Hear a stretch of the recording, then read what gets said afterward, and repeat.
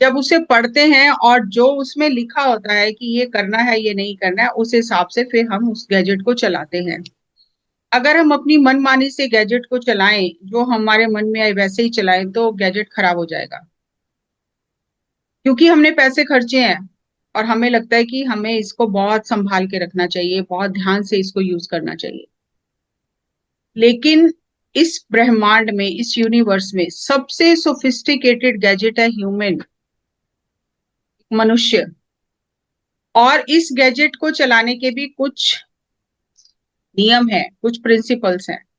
ना तो हमें कोई सिखाता है बचपन से ही, और ना जो हमें सिखाने वाले हैं ना उन्हें ही वो प्रिंसिपल्स पता है, और बहुत सिंपल प्रिंसिपल्स हैं। अगर बचपन से ही हमें स्कूल कॉलेजेस में वो प्रिंसिपल्स समझा दिए जाएं, सिखा दिए जाएं, और बचपन से ही उनका हम प्रैक्टिस करने लग जाएं, तो हमारी लाइफ बिल्कुल अलग होगी। जैसा कि आपको इंट्रोडक्शन में उन्होंने बताया, तो मैं भी बहुत कुछ देखा बचपन में। एनलाइटेंड मास्टर्स के साथ रही, और उनके जाने के बाद मेरी लाइफ में बहुत स्ट्रेस आया, डिप्रेशन जिसे आज कहते हैं आप। सारे सब कुछ खराब हो गया, physical physical health, mental health, emotional health, social health, और सबसे ज्यादा स्पिरिचुअल हेल्थ, क्योंकि मेरी तो लाइफ ही वही थी। तो मुझे समझ नहीं आ रहा था अब मैं क्या करूं। 8 साल मेडिसिन खाते हुए नी प्रॉब्लम हो गया, और बहुत सारे प्रॉब्लम हो गए। तो 8 साल मैं मेडिसिन खाती रही। उस समय मैं जॉब भी करती थी, तो बहुत स्ट्रेस था, जॉब में भी बहुत स्ट्रेस था। तब एक दिन मुझे ऐसा लगा कि बस और इससे ज्यादा नहीं झेल सकते। जब बहुत ज्यादा अपने आप से ही परेशान हो गई और कई बार सोचा कि सुसाइड करना चाहिए, तब उस समय मेरे जीवन में ध्यान आया। मेरी एक फ्रेंड ने मुझे ध्यान के बारे में बताया, और मैं दिल्ली में एक फैमिली ध्यान सिखाती है, वसंता शास्त्री जी और टीएलएन शास्त्री जी की फैमिली। तो मुझे उसने कहा कि तुम वहां जाओ। तो मैंने वहां जाके ध्यान सीखा, और फर्स्ट सिटिंग में ही मेरा डिप्रेशन कहाँ गया, मेरा स्ट्रेस कहाँ गया, मुझे सब कुछ समझ में आ गया कि मैं कहाँ गलत जा रही थी और मुझे करना क्या था, कर क्या रही हूँ। मैं बाहर खुशियां तलाश रही हूँ, बाहर दुनिया में मैं ढूंढ रही हूँ सुख, शांति, आनंद, वो बाहर है ही नहीं, वो तो अपने अंदर है। वहां से मेरी इनवर्ड जर्नी फिर दोबारा से स्टार्ट हुई, और फिर पीछे मुड़ के मैंने देखा नहीं। मुझे अपने आप से सब कुछ चीजें समझ आने लग गई, क्लैरिटी आती रही, और मैं आगे बढ़ती रही। आपको इसको ट्रांसलेट करना है क्या? थोड़ा स्पेस चाहिए? नहीं मैम, ये हिंदी सेशन है तो प्लीज यू अच्छा। कंटिन्यू। तब मैंने ध्यान करना शुरू किया। एक चीज मुझे समझ में आई धीरे धीरे ध्यान करते, कि हमें गुरु को, मास्टर को ढूंढने की जरूरत ही नहीं। जब हमारी आत्मा में तड़प होती है गुरु को पाने की, किसी मार्गदर्शन की, कि जो हमें आध्यात्मिक मार्ग पर आगे लेके चले, हमें रास्ता दिखाए, तो अपने आप ही गुरु हमारे सामने आ जाता है कहीं ना कहीं से, किसी भी माध्यम से। क्योंकि मैं अगर अपनी लाइफ देखूं, तो मुझे पत्री जी के बारे में कुछ पता नहीं, ध्यान के बारे में कुछ पता नहीं है, कोई कॉमन फ्रेंड नहीं है, मेरी फ्रेंड भी इनको नहीं जानती है, कोई नहीं पता। बस उस समय ऑर्कुट चलता था, उसमें एक मैसेज फ्लैश किया कि फ्री में ध्यान सिखाते हैं, बस उससे चल पड़े। ऐसा कह सकते हैं कि जब हम यूनिवर्स पे ट्रस्ट करते हैं, अपने आप रास्ते खुल जाते हैं। ये भी नहीं सोचा ये फैमिली कौन है, कैसी है, क्या है, कुछ नहीं, बस ध्यान सीखना है, चल पड़े।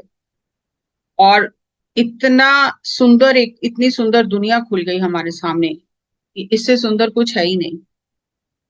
तब मैंने ध्यान करते करते इस ध्यान विज्ञान को समझा, साइंस समझी इसकी, साइंस ऑफ मेडिटेशन को समझा, सर को सुना, मास्टर्स को सुना, और इन डेप्थ जाके खुद एक्सपेरिमेंट अपने ऊपर कर करके इसे समझा। पहली सिटिंग में मैं बहुत, मुझे शांति मिली, बहुत अच्छा लगा, और मुझे लगा मुझे रास्ता मिल गया है। ध्यान करने से फिजिकल प्रॉब्लम ठीक हो जाती है ये मुझे नहीं पता, बस शांति मिल गई, बहुत अच्छा है, मेरे लिए रास्ता खुल गया। अब मैं प्रैक्टिस करूंगी। और इनिशियली जब मैं जॉब करती थी, मेरे पास बिल्कुल टाइम नहीं होता था कि मैं घर में आके और फिर मैं अलग से बैठ के ध्यान करूं टाइम निकाल के। तो मैं तब बस में ट्रैवलिंग के टाइम में ही ध्यान करती थी। 2 घंटे, 1 घंटा, 1.5 घंटा कभी लग जाता था, सुबह रात को भी उतना ही समय लगता था। तो मैं उस समय ध्यान करती थी, क्योंकि मैं बहुत दुखी थी, परेशान थी। तो लोग कहते हैं कि इतना शोर शराबा है, बस में कैसे ध्यान करते थे आप। मुझे कुछ सुनाई नहीं देता था।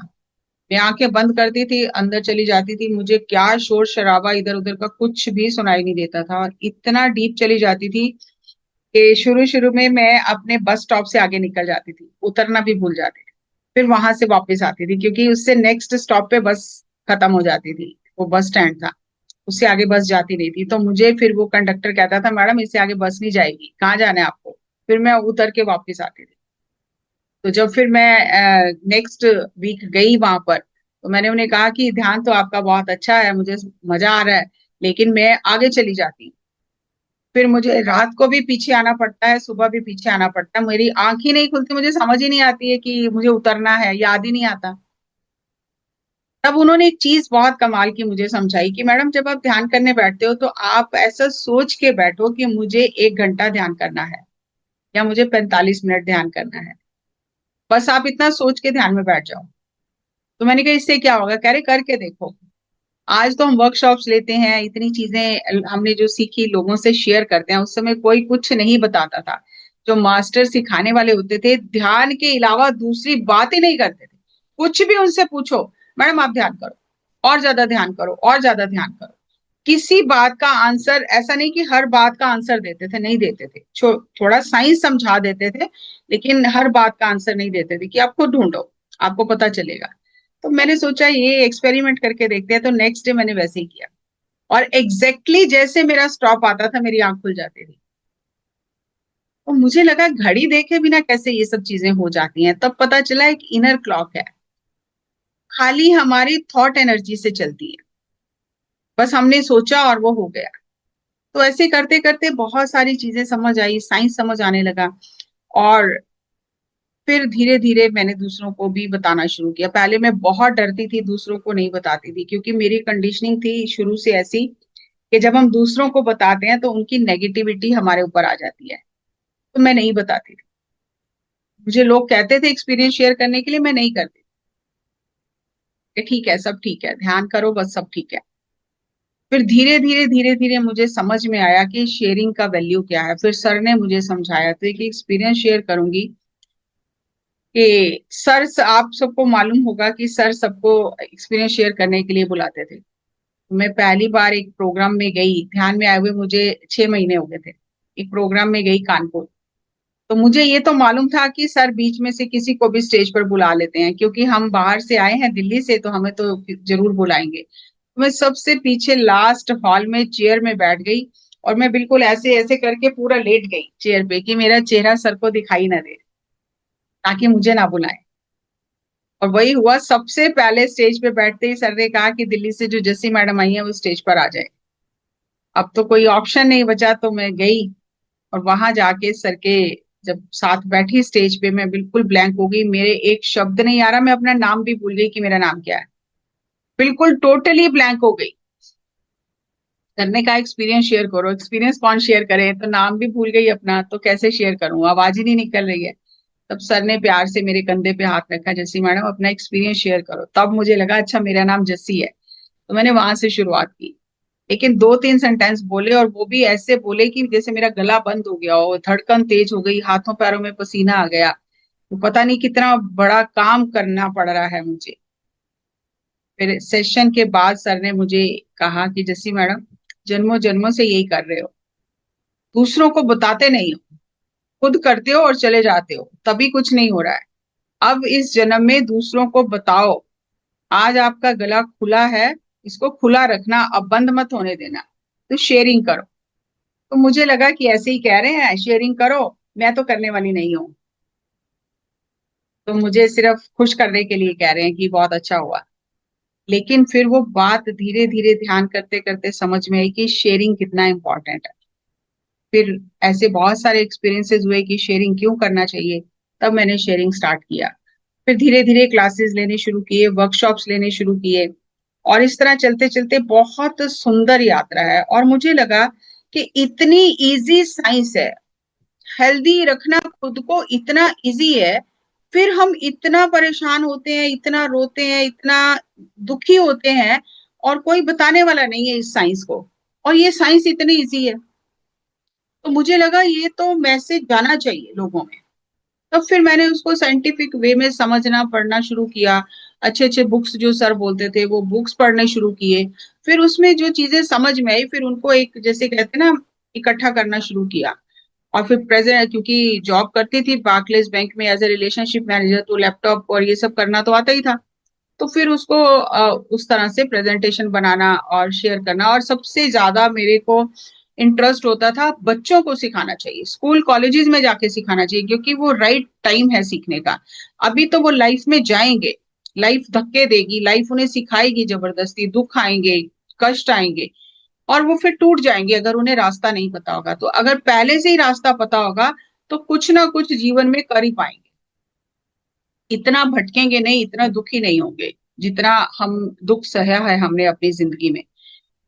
तो फिर पढ़ते पढ़ते, बुक्स पढ़ते पढ़ते हेल्थ साइंस को समझा। तो उसी को आज मैं आपके साथ शेयर करने जा रही हूँ। तो वेलनेस मंत्रा करके आज प्रेजेंटेशन का मैंने रखा है title, wellness is our natural state. बीमार होने के लिए हम बहुत मेहनत करते हैं, कई कई साल मेहनत करते हैं, तब जाके बॉडी बीमार होती है। लेकिन स्वस्थ रहने के लिए कोई मेहनत नहीं करनी पड़ती है। ये बहुत हैरानी की बात है। हमें लगता है कि स्वस्थ रहने के लिए बहुत मेहनत करनी है, लेकिन उल्टा है। हम बीमार रहने के लिए सालों साल मेहनत करते हैं, तब बॉडी बीमार होती है। हमारा जो लीवर है उसका 12 साल का बैकअप है, 12 साल तक वो चुपचाप अपना काम करता है। और हमारी जो भी नासमझियां हैं, जो भी हम करते हैं, उसको वो सहन करता रहता है। लेकिन जब 12 साल हो जाते हैं उसको अपने अंदर स्टोर करते करते, हमारा एंगर, जेलेसी, हेट, ये सब चीजें जो एसिडिक इमोशन है, तो फिर वो गिव अप कर देता है। ऐसे ही किडनी है, हमारा हार्ट है, हर एक ऑर्गन का कई कई साल का बैकअप है। वो हमारी जो ज्यादतियां हैं वो सहन करते रहते हैं। जैसे हार्ट का काम है लेना और देना, प्रेम देना, प्यार देना, प्यार लेना। हम ना तो प्यार देते हैं किसी को, ना किसी का प्यार सही तरीके से लेते हैं। तो धीरे धीरे जो हार्ट की एनर्जी है वो ब्लॉक हो जाती है। और जब हार्ट की एनर्जी ब्लॉक हो जाती है तो कुछ सालों बाद वो हार्ट अटैक बन के आती है। तो ये जब चीजें समझ में आई तो ये समझ आया कि नेचुरल स्टेट है हेल्थ, और बीमार रहने के लिए हम सालों साल मेहनत करते हैं, तब शरीर बीमार होता है। अब साइंटिफिक रिसर्च ये कहती है, उन्होंने ये हमारे सामने फैक्ट्स रखे कि बीमारी शरीर में आती कैसे है। एक बच्चा हेल्दी बर्थ लेता है, हेल्दी होता है बच्चा, बचपन तक हम हेल्दी रहते हैं। अगर अभी कर्म कर्म सिद्धांत को अभी नहीं हम लेते, क्योंकि वो कर्मा के हिसाब से कोई हैंडीकैप आता है, वो सब अलग चीजें हैं, लेकिन एक नॉर्मल वे में कि बच्चे हेल्दी ही होते हैं नॉर्मली। तो फिर ये बीमारी आती कहाँ से है? तो इसकी बहुत रिसर्च जब हुई तो उन्होंने बताया कि हमारी बॉडी में जो हमारे सेल्स हैं उसमें से 10 सेल जो हैं वो इन्वेडर हैं, सॉरी, 10 सेल जो हैं वो डिफेंडर हैं, और 9 सेल इन्वेडर हैं। मतलब दुश्मन हमारी बॉडी के अंदर ऑलरेडी हैं। लेकिन जब हम अपने इमोशनल लेवल पे अपने आप को डिस्टर्ब करते हैं, हम लोअर लेवल की इमोशंस में ज्यादा रहते हैं, तो उनके अंदर सेल्स में फाइटिंग चलती है। और सेल्स में फाइटिंग चलती है, और जब तक डिफेंडर सेल, एक सेल जो डिफेंडर, क्योंकि 10 और 9 का रेशियो है, तो डिफेंडर सेल तो एक ही बचा ना, वो सेल जब तक स्ट्रांग होता है वो लड़ता है, बीमारी होने नहीं देता। लेकिन जब हमारी नासमझियों की वजह से वो सेल वीक पड़ जाता है, तो हमारी बॉडी में बीमारी बननी शुरू हो जाती है। बॉडी के ऊपर बीमारी आने से 6 महीने साल पहले बॉडी के एनर्जी लेवल पे बीमारी बनती है अंदर, बाद में बाहर आती है। तो जो ये वेस्टर्न रिसर्च हुई तो उन्होंने कहा कि ये जो इन्वेडर्स हैं इनको मारने के लिए, जो बैक्टीरिया है इनको मारने के लिए पावरफुल एंटीबायोटिक्स क्रिएट किए जाए, ताकि बॉडी के अंदर जो ये बीमारी वाले सेल हैं इन्हें मारा जा सके। तो इतने पावरफुल एंटीबायोटिक क्रिएट होते गए कि आज की डेट में ये इतने पावरफुल एंटीबायोटिक्स हैं कि हमारी बॉडी टॉलरेट ही नहीं कर पा रही है इतने एंटीबायोटिक्स को। तो फिर एक वेस्टर्न रिसर्च हुई कि डिजीज जो है हमारी बॉडी में बाहर से आती है, जर्म्स अटैक करते हैं और बाहर से हमारी बॉडी में डिजीज आती है। लुइस पास्चर 19th सेंचुरी में जो फ्रेंच साइंटिस्ट हुए, तो इन्होंने ये डिक्लेयर किया कि बाहर का एनवायरनमेंट जो है वो रिस्पॉन्सिबल है हमारी बॉडी में बीमारी बनाने के लिए। तो जर्म थ्योरी का आविष्कार हुआ कि हम इसलिए बीमार होते हैं क्योंकि बाहर से माइक्रोब्स हमारी बॉडी पे अटैक करते हैं और हम बीमार हो जाते हैं। लेकिन कुछ समय बाद ही father of modern naturopathic medicine के जो एंटोनी विचेम्प थे, उन्होंने कहा नहीं, बाहर की कंडीशंस जो हैं वो बीमारी के लिए जिम्मेदार नहीं है, हमारे अंदर की कंडीशंस जो हैं, हमारा अंदर का एनवायरनमेंट कैसा है वो बीमारी के लिए जिम्मेदार है। हमारे अंदर ऐसे ऐसे तत्व हैं जो बीमारी को जिंदा रखते हैं, जिसे बाद में इम्यून सिस्टम का नाम दिया गया कि जब हमारा इम्यून सिस्टम वीक हो जाता है तो हम बीमार हो जाते हैं। लेकिन उन्होंने ये कहा कि जहां पे कचरा होता है, गंदगी होती है, वहां पे मक्खियां आती हैं। मक्खियों को अगर हम समझें कि ये बीमारी के कीटाणु हैं, तो वो कहते हैं कि ये मक्खियों ने बीमारी के कीटाणु हैं, लेकिन इन्होंने कचरा बनाया तो नहीं, कचरा तो ऑलरेडी था, कचरा था इसलिए मक्खियां आ गई, मक्खियों ने कचरा बनाया नहीं है। तो वो कहते हैं कि हमारे अंदर जो इमोशंस, नेगेटिव इमोशंस होते हैं, नेगेटिव थॉट्स होते हैं, हम नेगेटिव वर्ड्स बोलते हैं, हम गार्बेज जो अंदर इकट्ठा करते हैं, वो मक्खियों को अट्रैक्ट करता है, मतलब वो बाहर से बैक्टीरिया को अट्रैक्ट करता है और हम बीमार हो जाते हैं। अगर हम कचरा हटा दें तो मक्खियां अपने आप चली जाएंगी। तो उन्होंने कहा कि इनको मारने के लिए हमें मेडिसिन की जरूरत नहीं है, हम नेचुरल तरीके से खुद को हील कर सकते हैं, ताकि हम कचरा हटा दें और मक्खियां अपने आप चली जाएंगी। जब कचरा ही नहीं होगा तो मक्खियां कहाँ से आएंगी, क्योंकि उनको वहां पे खाना मिलता है मक्खियों को, इसलिए वो वहां पर आकर इकट्ठी हो जाती हैं और शरीर में बीमारी बनती है।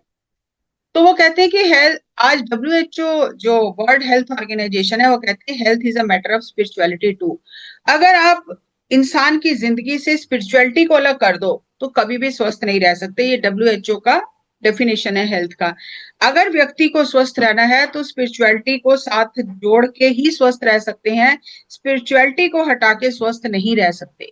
तो जब स्पिरिचुअलिटी की बात करते हैं तो स्पिरिट प्लस रियलिटी, स्पिरिचुअलिटी जो हमारी स्पिरिट की रियलिटी है, जो हमारी सोल की रियलिटी है, जो हमारे सोल की क्वालिटीज है, जब हम उनको डेवलप करते हैं तो हम ऑटोमेटिकली हेल्दी हो जाते हैं। लेकिन जब हम माइंड की लोअर लेवल की क्वालिटीज को डेवलप करते हैं, हेट हो गया, जेलसी हो गई, एंगर हो गया, ग्रीड हो गया, लस्ट हो गया, तो हम बीमार हो जाते हैं।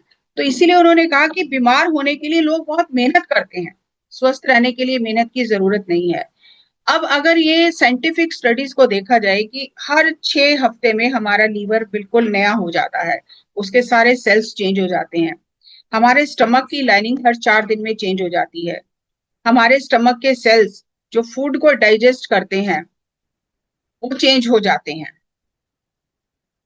हर 5 मिनट में हमारे स्केलेटल स्ट्रक्चर में चेंजेस होते हैं, रीजनरेट होता है, हर 3 महीने में हमारा ब्रेन जो है वो अपने आप को रिप्लेस कर लेता है, हर 2 महीने में हम पूरा अगर देखें तो 2 महीने में हम पूरे नए बन जाते हैं। लेकिन 11 महीने में पूरी की पूरी ह्यूमन बॉडी सिर से लेकर पैर तक नहीं हो जाती है और पूरी बॉडी 5 से 7 साल में रिप्लेस हो जाती है, ये साइंटिफिक स्टडीज कहती हैं। अगर पूरी बॉडी 11 महीने में ह्यूमन सिस्टम चेंज हो जाता है, बॉडी रिप्लेस हो जाती है, तो फिर बीमारी क्यों हमारे साथ रहती है? फिर बीमारी चली जानी चाहिए क्योंकि बॉडी तो रिप्लेस हो गई। बीमारी इसलिए साथ में रहती है कि हम वो नेगेटिव थॉट्स को, नेगेटिव इमोशंस को और नेगेटिव वर्ड्स को बोलना नहीं छोड़ते हैं। क्योंकि एक होते हैं पेरेंट सेल, एक होते हैं सपोर्टिंग सेल्स हमारी बॉडी के। जो पेरेंट सेल हैं उनमें बीमारी के सीड्स होते हैं, और जो सपोर्टिंग सेल हैं वो जैसा पेरेंट सेल से इंफॉर्मेशन आता है वैसा वो बॉडी में काम करते रहते हैं। अब पेरेंट सेल में ही हमारे जो संस्कार हैं, जो कर्मास हैं, जो हमारे विकार हैं, वो सब पेरेंट सेल में सीड होते हैं उसके। अगर हमें हेल्दी होना है तो हमें वो पेरेंट सेल को चेंज करना है। सपोर्टिंग सेल को चेंज करने से हम हेल्दी नहीं हो सकते, क्योंकि सपोर्टिंग सेल तो वो करेंगे जो पेरेंट सेल उन्हें इंफॉर्मेशन दे रहे हैं। Body works on information. जो बॉडी के अंदर इंफॉर्मेशन जा रहा है बॉडी उसके ऊपर काम करती है। तो पेरेंट सेल को चेंज करने के लिए हमें कुछ चीजें अपनी जिंदगी में अपनानी है। जैसे सबसे पहले ध्यान करना है, नेचर के साथ रहना है, सेवा करनी है, डोनेशन करना है।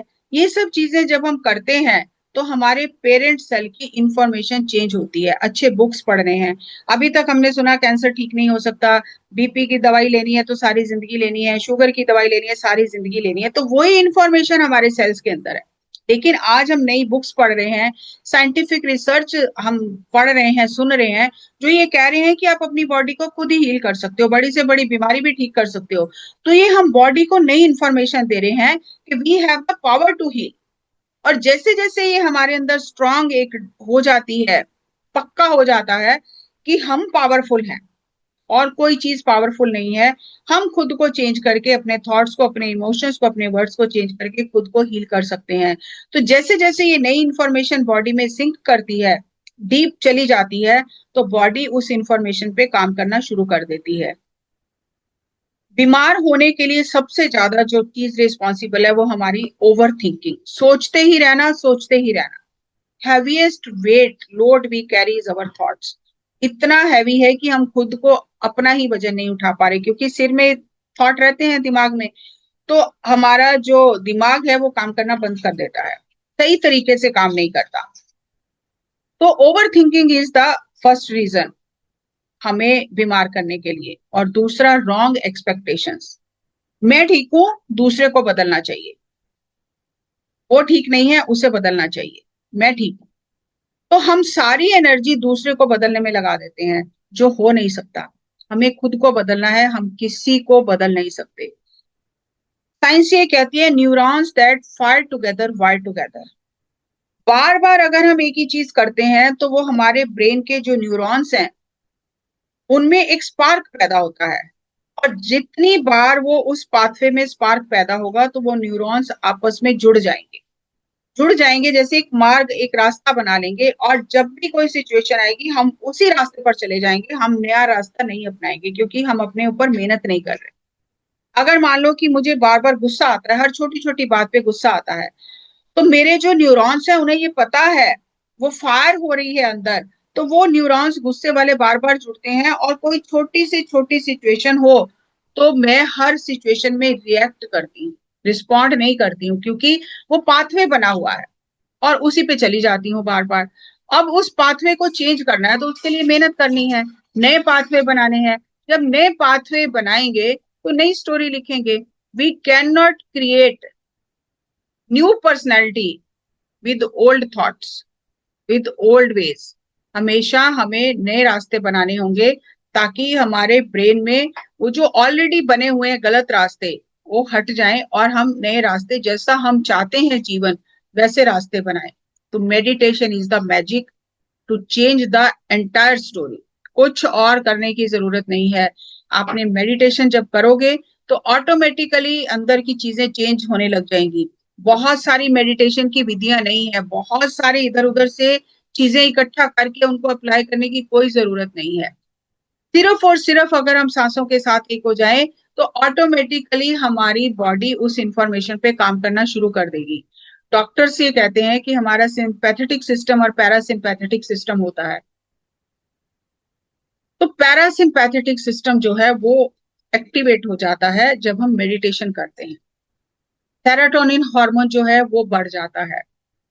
हमारे जो लेफ्ट ब्रेन और राइट ब्रेन है, लेफ्ट हेमिस्फेयर और राइट हेमिस्फेयर, तो जैसे जैसे हम ध्यान करते हैं तो हमारा लेफ्ट जो हेमिस्फेयर है उसमें sense of time and logic जो है, जिसको वो डिसाइड करता है, वो हमारे ब्रेन को डोमिनेट नहीं करती। मतलब इसको सिंपल वे में अगर बताएं तो जब हम ध्यान करते हैं हम मन और समय के पार चले जाते हैं।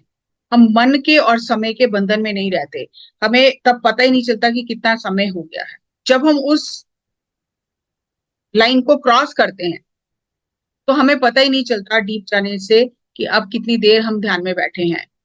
और एक जो मन की ये जो फैकल्टी है सोचने की और ये सब करने की, ज्यादा एक्स्ट्रा थिंकिंग, पास्ट में रहना, गिल्ट में रहना, एंजाइटी में रहना, वो जो है वो सभी बीमारियों की जड़ है। लेकिन जब हम ध्यान करते हैं तो ऑटोमेटिकली ये कम हो जाता है और ब्लिस और पीस जो है वो हमें आने लग जाती है।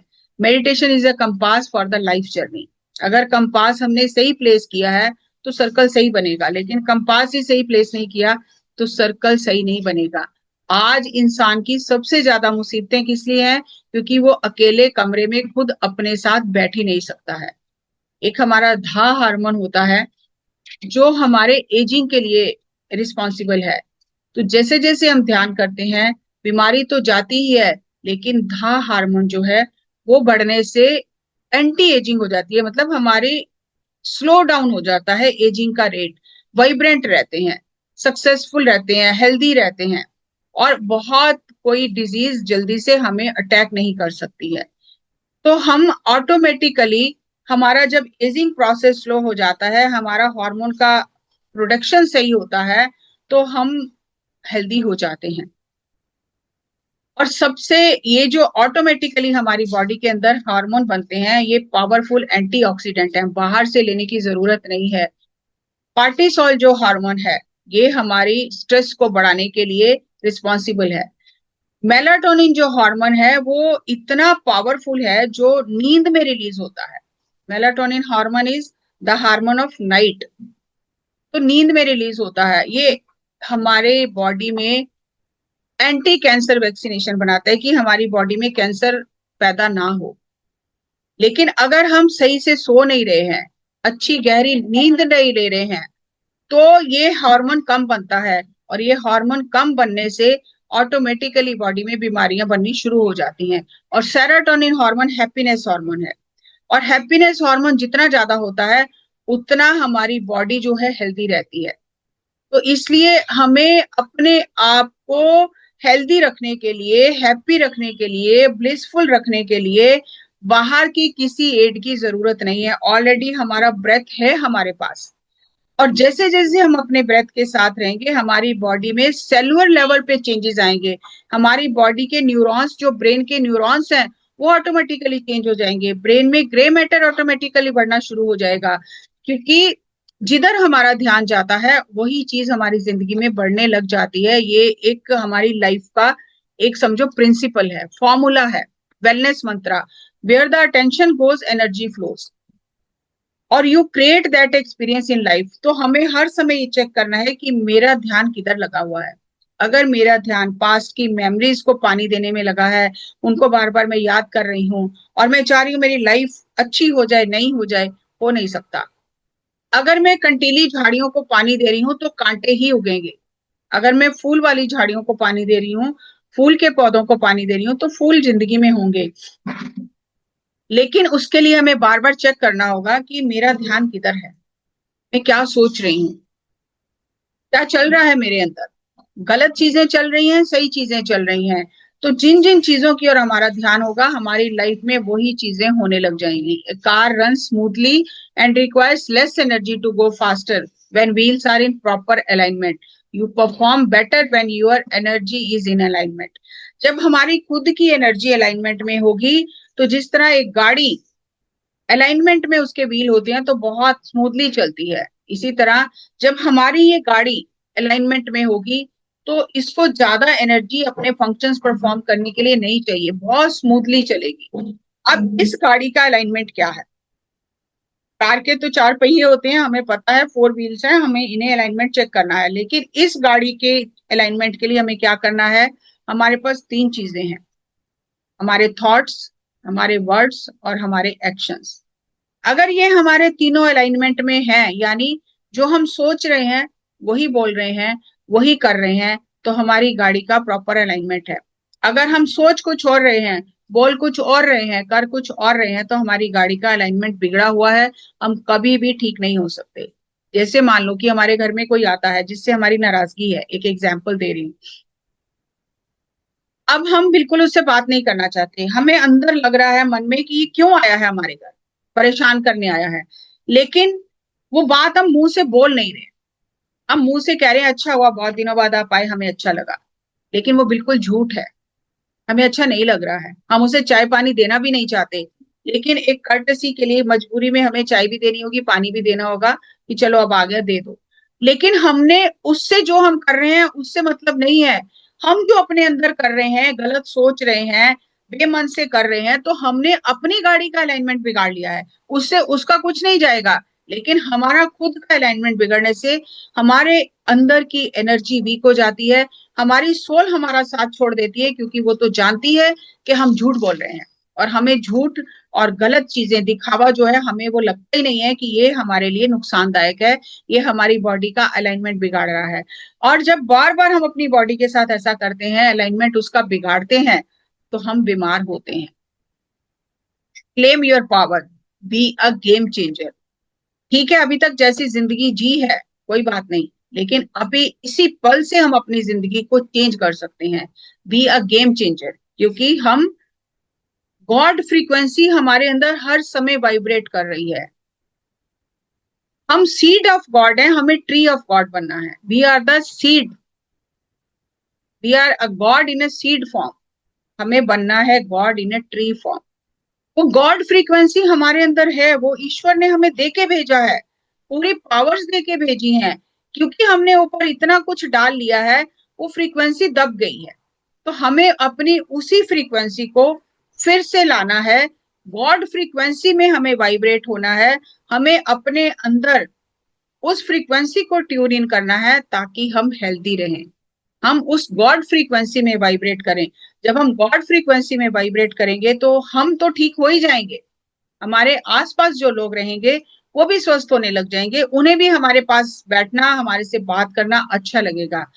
Already we are God, but we don't know. We are powerful, but we don't know. तो सबसे इजी मंत्रा है खुद की पावर्स को एक्टिवेट करने का, खुद को बार बार ये याद दिलाना कि I am a powerful soul, I am a powerful soul. I have to vibrate with God frequency, not with lower mind frequency. जब जब लोअर लेवल की इमोशंस आए, तो उन्हें लेट गो करो, हटा दो उन्हें, कि नहीं, I have to vibrate with God frequency. तो जैसे जैसे हम ये चीजें लाइफ में अप्लाई करेंगे, तो ऑटोमेटिकली हम हेल्दी होने लग जाएंगे। और ये कोई कहानियां नहीं है कि किसी ने किसी को सुनाई और किसी ने किसी को सुनाई, ये साइंस है, साइंटिफिक रिसर्च है, साइंटिफिक स्टडीज हैं। आपने लुइस एल हे को पढ़ा होगा, अनीता मुरजानी है, you are the placebo, doctor Joe Dispenza की बुक है, माइंड टू मैटर बुक है। तो इतनी रिसर्च हो रही है, इतनी रिसर्च हो रही है, कि हम अपने बिलीफ सिस्टम की वजह से, जिन बातों को हम जिंदगी में हमने पेरेंट्स से सुना, हमने सोसाइटी से सुना, जिन बातों को हम मान लेते हैं, हमारी बॉडी उस इंफॉर्मेशन पे काम करती है। इसलिए हमारी जो इंद्रियां हैं, आंखें हैं, नाक है, मुंह है, कान है, ये ऊपर है, टंग है, ये ऊपर है, इतने में ही है सब। यहां से इंफॉर्मेशन नीचे जाती है। थॉट्स भी ऊपर ही है, यही हम सोचते रहते हैं, सब कुछ ऊपर है। और ये जो ऊपर चल रहा है, इस पे एक्शन लेना नीचे का काम है। तो ये बीच में हमारा माउथ है। तो हम मुंह से क्या बोलते हैं, यूनिवर्स में क्या हम मैसेज देते हैं, वो एम्पलीफाई होके वापस आता है। अगर हम नेगेटिव वर्ड्स को बार बार बोलते हैं, किसी का नुकसान नहीं हो रहा, हम अपनी बॉडी को गलत इंफॉर्मेशन दे रहे हैं, और बॉडी बीमार होगी ही होगी। तो इसीलिए भगवान शिव को नीलकंठ कहा जाता है, कि उन्होंने ये जो पॉइजन है उसे नीचे उतरने ही नहीं दिया, यहीं पर रोक लिया। क्योंकि एक बार जो चीज नीचे उतरेगी, वो तो अपना काम करेगी ही करेगी। तो हेल्दी रहने के लिए only you need 6 seconds of प्राणा। अपने प्राण ऊर्जा के साथ, अपने ब्रेथ के साथ जब आप जुड़ते हो, थॉट्स को छोड़कर, तो it creates wonders, it creates magic. उसके लिए किसी की गाइडेंस की जरूरत नहीं है, किसी के पीछे जाने की जरूरत नहीं है, कुछ ज्यादा सुनने की भी जरूरत नहीं है। अपने आप को सुनो। हमारे अंदर वो जीपीएस है, उसे ऑन करना है। हम दूसरे के जीपीएस के पीछे चल के कहाँ तक पहुंचेंगे, उसको पता नहीं कहाँ जाना है अपनी सोल जर्नी में। हम भी उसके पीछे आंखें बंद करके चल रहे हैं कि वो तो सीनियर मास्टर है, उसके पीछे चलो। क्यों चलो उसके पीछे? आप हो सकता है उससे भी ज्यादा साधना करके आए, आपका रास्ता कुछ अलग हो सकता है, लेकिन दूसरों के पीछे चल के कहीं भी नहीं पहुंचेंगे। अपना जीपीएस हमें खुद ऑन करना है। और उसके लिए हमारे पास टूल है ब्रेथ और साइंस है। योगी, मास्टर, गुरु बार बार ये हमें समझा रहे हैं कि हमने अंदर खोजा, हमने पाया। आप खोजो, आपको भी मिलेगा, गारंटी दे रहे हैं हमें। लेकिन हम तो खोजना नहीं चाहते, हम तो बाहर की दुनिया में खोज रहे हैं। तो एक बहुत प्यारी स्टोरी है कि जब गॉड ने क्रिएट किया ह्यूमन को, तो गॉड ने कहा कि अब मैं कहाँ रहूं, क्योंकि इसको तो हर दिन नई नई परेशानियां होंगी, कुछ ना कुछ प्रॉब्लम्स होंगी, सीखने का तरीका ही वही है। तो ये बार बार आके मुझे डिस्टर्ब करेगा, अब मैं इसमें क्या करूं, ये क्या करूं, वो क्या करूं, मुझे रास्ता बताओ। तो मैं कहाँ छुप जाऊं। इसको मैंने सारी पावर्स दे दी, सब कुछ इसके अंदर डाल दिया। तो अब ये अपने आप सीखे जाके धरती पर। लेकिन इसको ये समझ नहीं आएगा और ये बार बार मुझे ढूंढेगा, मुझे डिस्टर्ब करेगा। तो मैं कहाँ छुप जाऊं। तो उसने मीटिंग बुलाई, अपने सारे जो देवी देवता थे उनको बुलाया कि बताओ कहाँ छुपना चाहिए। तो किसी ने कहा कि पहाड़ों में छुप जाओ, नदियों में छुप जाओ, समुद्र में छुप जाओ, जंगलों में छुप जाओ। उन्होंने कहा नहीं, बाहर कहीं भी छुपूंगा तो ये ढूंढ लेगा, क्योंकि इसकी दौड़ ही बाहर की है। बाहर दौड़ता रहेगा और बाहर कहीं भी मैं रहूं ये मुझे ढूंढ लेगा। अच्छा, ये मैं इसके अंदर छुप जाता हूँ, क्योंकि अंदर जाएगा ही नहीं, याद ही नहीं आएगा कि सब कुछ अंदर है। तो मैं अपने एम्बेसडर भेजता रहूंगा धरती पर, जो इसके याद कराते रहेंगे कि अंदर जाना है, अंदर है सब कुछ। तो गॉड समय समय पर अपने एम्बेसडर धरती पर भेजता है, तो हमें ये याद कराते हैं कि बाहर नहीं, अंदर जाना है। जब अंदर ठीक हो जाएंगे, अंदर अपना सही रखेंगे, अंदर जाएंगे, बाहर ऑटोमेटिकली सही हो जाएगा, बाहर कुछ सही करने की जरूरत नहीं है। इसीलिए उन्होंने कहा कि मक्खियां वहां जाती हैं जहां पर कचरा है। कचरा ही नहीं है तो मक्खी क्यों जाएगी, उसे तो खाने के लिए कुछ मिलेगा ही नहीं। और अगर कोई मक्खी अंदर चली भी गई तो मर जाएगी, क्योंकि उसे तो कचरा चाहिए। अभी फिश टैंक होता है तो उसका पानी बार बार बदला जाता है थोड़े थोड़े टाइम बाद, क्योंकि वो जो पानी है उसमें टॉक्सिन्स हो जाते हैं बहुत। अगर उस पानी को बदला ना जाए तो मछलियां मर जाएंगी। इसलिए जो लोग रखते हैं फिश टैंक में, एक्वेरियम में रखते हैं, वो उस पानी को प्रॉपर सफाई करते रहते हैं, बदलते रहते हैं थोड़े थोड़े टाइम बाद। इसी तरह ये जो हमारा थिंकिंग टैंक है, अगर हम इसका पानी नहीं बदलेंगे तो उस पानी में उस टॉक्सिन्स इतने इकट्ठे हो जाएंगे कि हमारी ही जिंदगी खराब हो जाएगी। तो उसे भी समय समय पर बदलने की जरूरत है। उसे बदलने के लिए हर दिन हमें फ्रेश कॉस्मिक एनर्जी को इनहेल करना है कॉन्शियसली, और अच्छे बुक्स पढ़ने हैं, अच्छी बातें सुननी है, अच्छे लोगों की संगत करनी है। ये हमारे सोल का करिकुलम है, जो संतों ने हमें दिया कि 33% अपने एक दिन के 24 आवर्स में 33% हमें ध्यान करना है टाइम निकाल के, 33% हमें बुक्स पढ़ने हैं, और 34% सज्जन सांगत्य करना है, मतलब दूसरों का सुनना है, दूसरों का अनुभव सुनना है। अगर मैं आपको बुक्स पढ़ के बता रही हूँ, वो ज्ञान नहीं है, वो तो रद्दी है। समझने के लिए साइंस को समझना है, लेकिन दूसरों के थॉट्स, ये भी इस जर्नी में भी दूसरों के थॉट्स इकट्ठे नहीं करने हैं। साइंस को समझ के अपने अंदर की जर्नी करके अपने अंदर से ज्ञान को निकालना है। हमारी आत्मा में सब कुछ है, सब कुछ जानती है, उसके पास हर प्रॉब्लम का सोल्यूशन है। लेकिन क्योंकि हम अंदर जाते नहीं, हमें एक शॉर्टकट नजर आता है कि ये तो पत्री सर के साथ या मास्टर के साथ बहुत टाइम लिया, ये तो बहुत ध्यान करता है, इसके पीछे चल पड़ो। नहीं, कभी भी नहीं। किसी के नाम की पट्टी अपनी आंखों पे नहीं बांधना। हर एक की जर्नी अलग है। जो मास्टर्स ने सिखाया है, जो मास्टर्स ने प्रिंसिपल दिए हैं, साइंस को समझो। और जब साइंस को समझ के अपने ऊपर एक्सपेरिमेंट करेंगे तो हमें भी सब कुछ मिलेगा। लेकिन हम एक्सपेरिमेंट करने से बचते हैं। अगर हमारी प्रायोरिटी है कि हमें इस जन्म में ये सीखना है, हमें हेल्दी रहना है, हमें अच्छे कर्मा करने हैं, तो फिर रास्ते खुले हैं। और अगर खाली सुन सुन के इकट्ठा करना है तो कुछ भी बदलेगा नहीं। We have to change our self, we have to work on our self. किसी के पीछे जाने से, किसी को सुनने से कुछ नहीं होगा। सुनने से समझ आ जाएगा, मोटिवेशन मिलेगा, लेकिन करना तो खुद ही है। आपको भूख लगी है, आपके परिवार का कोई मेंबर खाना खा ले तो आपका पेट भर जाएगा क्या? सिंपल सिंपल कॉमन सेंस की बातें हैं। आपको नींद आई है, कोई और सो जाए आपकी जगह तो कैसे होगा? नहीं होगा ना। तो आपको अपनी लाइफ को सुधारना है, तो फिर आप ही को मेहनत करनी है। कोई दूसरा कैसे मेहनत कर सकता है आपके लिए? शॉर्टकट है ही नहीं कोई। तो प्राणा तो सबके अंदर चल रहा है, सांस तो सबके अंदर चल रही है। साइंस ये कहती है हम ऑक्सीजन इनहेल करते हैं, कार्बन डाइऑक्साइड बाहर निकालते हैं। योगिक साइंस ये कहती है कि हम प्राण ऊर्जा इनहेल करते हैं और टॉक्सिन्स हमारी बॉडी से बाहर जाते हैं। 30% टॉक्सिन्स जो बॉडी से बाहर जाते हैं वो हमें दिखाई देते हैं। मल मूत्र, मुंह से जो हम ब्रश करके निकालते हैं कचरा, कानों से, नाक से, आंखों से, वो दिखाई देता है। वो 30% है, सोच के देखो। 30% हमें दिखाई देता है, और 70% जो आउट ब्रेथ से टॉक्सिन्स बाहर जाते हैं वो दिखाई ही नहीं देते। तो अगर हम सांस ही पूरा नहीं ले रहे, सांस ही सही नहीं ले रहे, सांस का रिदम ही सही नहीं है, तो कैसे हम स्वस्थ रह सकते हैं? तो इस सांस के रिदम को खराब करने में सबसे जो रोल प्ले करते हैं हमारे थॉट्स और नेगेटिव इमोशंस, नेगेटिव वर्ड्स, वो रिदम खराब कर देते हैं। हर एक जो ऑर्गन है उसका एक रिदम है। अब जब हम टेस्ट कराते हैं, हम ईईजी कराते हैं, सीटी स्कैन कराते हैं, एमआरआई कराते हैं, तो डॉक्टर क्या चेक करता है? वो यही चेक करता है कि किस ऑर्गन का रिदम कहाँ बिगड़ा हुआ है। तो रिदम ठीक करने के लिए हमारे पास ब्रेथ है। हम अपने ब्रेथ के साथ रहकर अपने आप की रिदम को ठीक कर सकते हैं। अब जब हमारी रिदम ठीक हो जाएगी, नेगेटिव सोचेंगे नहीं, नेगेटिव बोलेंगे नहीं, करना तो रहेगी दूर की बात, और लोक कल्याण के कार्य करेंगे, भला करेंगे, सेवा करेंगे, तो ऑटोमेटिकली सब चीजें सही होने लग जाएंगी। जो मुझे समझ में आया मैंने आपके साथ शेयर किया। सो बहुत अच्छे से आपने सुना, सो बहुत बहुत धन्यवाद जी, थैंक यू।